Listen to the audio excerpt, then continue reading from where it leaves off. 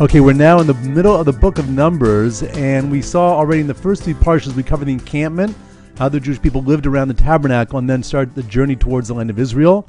On parsha number 4, we had the tragic spy episode, which led to the decree of having to remain in the desert for 40 years until the entire generation of men was wiped out and their children emerged ready to go into the land.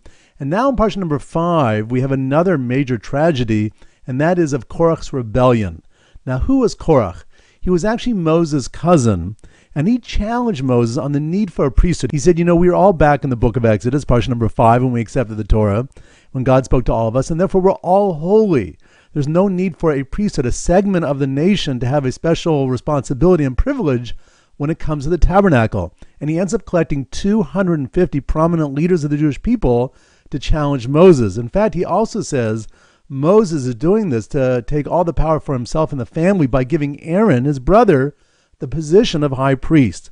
So Moses responds with a test. He says, okay, you should all bring incense pans. Incense had a special relationship to the priesthood in the tabernacle.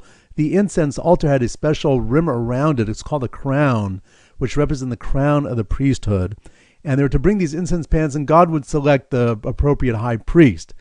Now, when it comes to Korach's accusation that Moses took the initiative to give the high priest position to his brother Aaron, Moses asked for a special sign that Korach and his family died miraculously in front of everybody, and that's what happened. They get swallowed up by the earth. And then all the other men who brought the incense pan, they get consumed by fire. Eventually, a second test is done to show that, in fact, Aaron is the high priest. So that all happens in parsha number 5. Now, parsha number 6, I'm going to call the transition parsha because we actually skip 38 years midway through this parsha. What happens? Just to keep it clear, in the book of Numbers, from parsha number 1 all the way to the beginning of the 6th parsha, we're in the second year in the desert from leaving Egypt.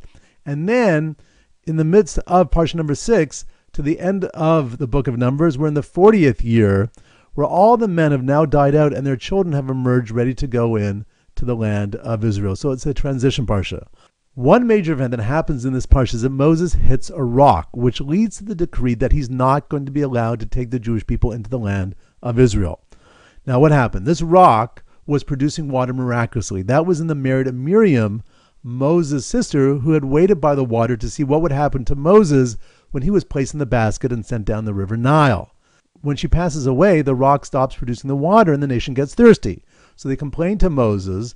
Moses goes to God. God tells him, speak to the rock, and the rock will produce the water. When the nation gathers around, Moses speaks to the rock, very little happens, and they taunt Moses. So Moses ends up hitting the rock, which is what he had done initially back in the book of Exodus, the first time the rock was going to produce the water.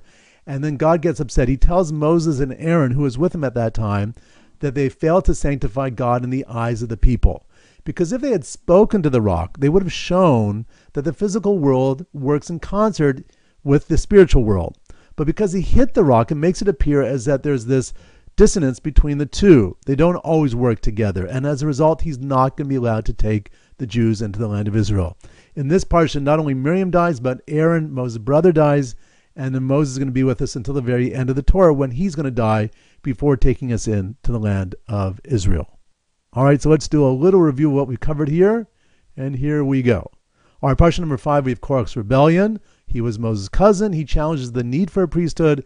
He sets up the test with the incense pan. He himself gets swallowed up by the earth with his family, and the others get consumed by fire. A new test confirms that Aaron truly is the high priest. Parsha 6 is a transition parsha. We go from the second year in the desert to the 40th year in the desert, and this is the parsha that Moses hits the rock, which leads to the decree that he can't take the Jews into the land of Israel.